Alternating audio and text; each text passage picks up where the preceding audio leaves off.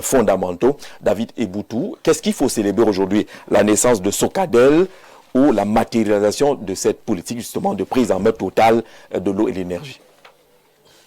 Alors c'est une question vaste, mais la réalité c'est que lorsqu'on parle de ces secteurs de souveraineté, de haute stratégie de notre pays, à savoir l'eau et l'énergie, on n'est pas loin de commencer par s'étonner à partir d'un postulat qui est simple. Vous savez très bien que la plupart des cours d'eau qu'on a chez nous, des rivières, sont ces réalités naturelles-là qui ont donné les noms à nos grandes villes, à nos départements. Moi, je viens d'un département qui s'appelle l'Anvila. L'Anvila, c'est un cours d'eau.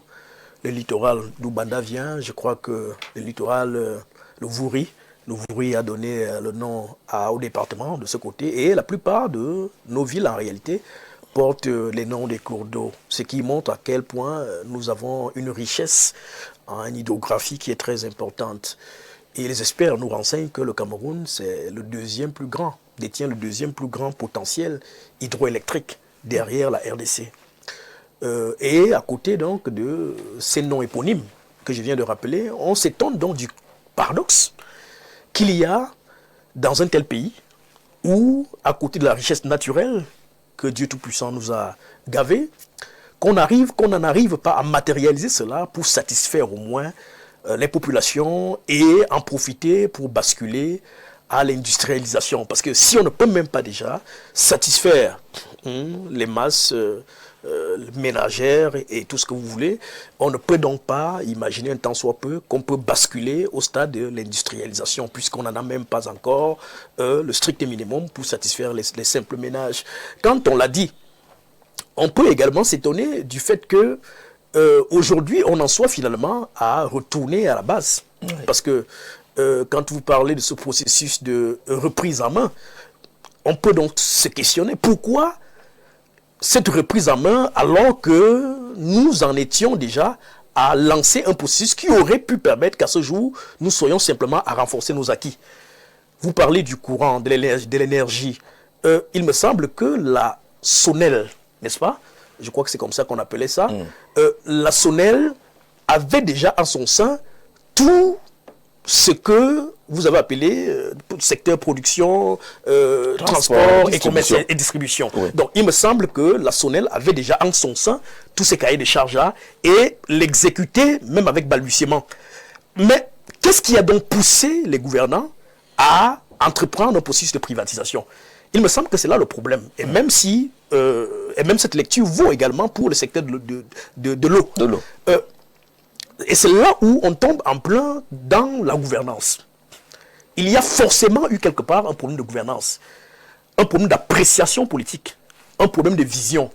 Il me semble que dans les pays qui se prennent un peu au sérieux, des secteurs comme l'eau et l'électricité ne se donnent pas à n'importe qui. Parce qu'on peut facilement vous atteindre, pour nous autres qui sommes assez attachés au principe de souveraineté, il est important qu'on travaille à ce que ces secteurs sensibles-là ne soient pas donnés aux mains de n'importe qui.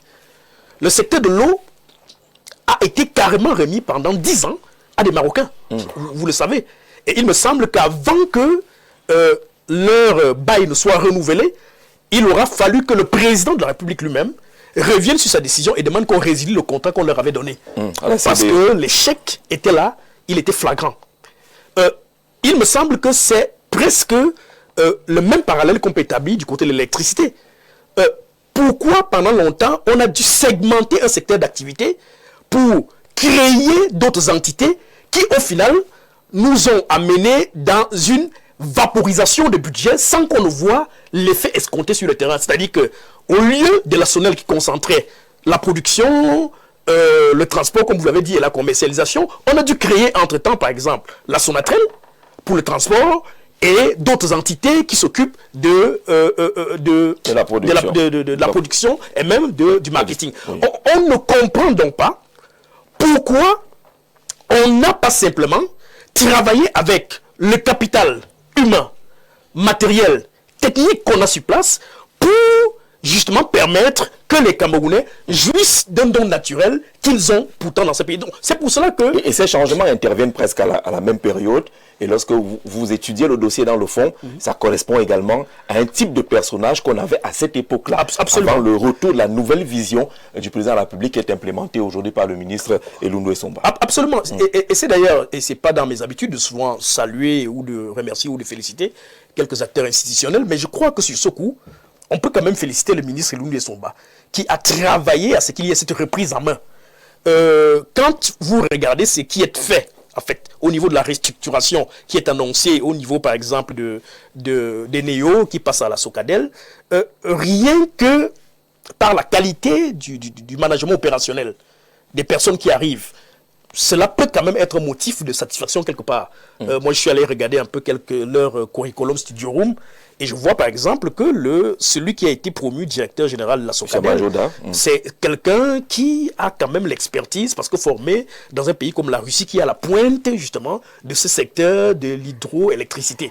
Et au-delà, ce qu'on a eu en termes de notes confidentielles qui sont lues ici et là, c'est que ce monsieur-là s'était opposé lorsqu'il fallait privatiser cette société-là. Il était l'un des rares, bien qu'étant directeur général adjoint, il était l'un des rares à avoir marqué un certain nombre de réserves pour qu'on n'aille pas jusqu'à la privatisation. Et je crois que le choix qui vient d'être fait, au lieu de, comme d'habitude, c'est-à-dire de nommer un politique, qu'on choisisse plutôt un technicien, cela peut être un motif de conscience pour ceux qui ont l'habitude de prendre ces décisions-là, qui se sont dit cette fois-ci, essayons avec les experts de la chose pour voir ce que ça peut donner. Mais, dans le fond, il me semble que cette reprise en main-là, si elle a été poussée par des institutionnels comme Elundu Esomba, c'est parce qu'il y a malaise, et espérons qu'il y a donc une prise de conscience qui a poussé à ces décisions qu'on a vues, maintenant que les gens se mettent au travail, pour qu'on sorte de ce paradoxe assez criard. Faut-il saluer absolument cette reprise en main? Priorité au direct, très rapidement, je vous donne lecture de ce communiqué qui nous retrouve à l'instant, qui vient du centre